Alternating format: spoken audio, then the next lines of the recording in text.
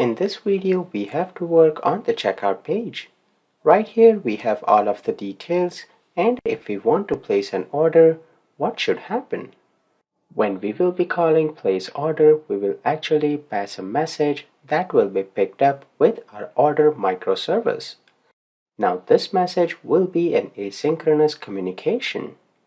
And for that, what we first want to focus on when we hit the place order button, we want to get all of the details that we want to give to the other microservice. So that should have all the details about the card header, as well as the details about credit card and first name, last name that the user enters.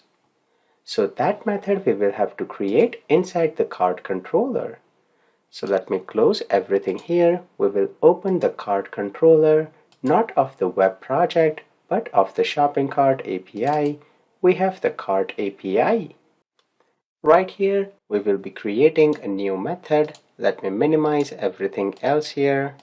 And we will just copy the remove coupon, paste it one more time here, and I will call this as checkout.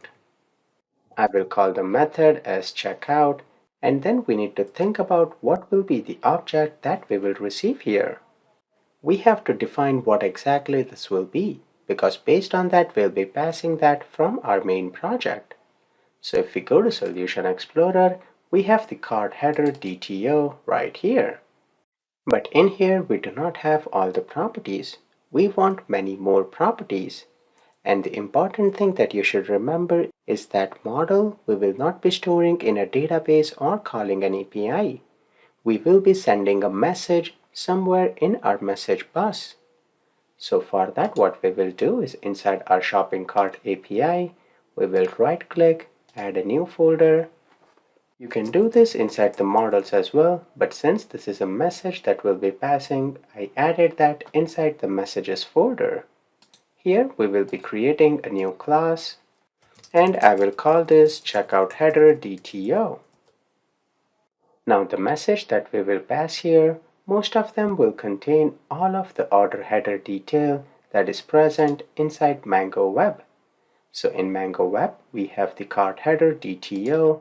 Let's open that up and let me copy everything from here, close this, and paste it right here. So along with all of these details, it will be handy if we know how many items are there inside the details. So we'll call this cart total items. And we'll do a prop here for IEnumerable. We need the cart details as well.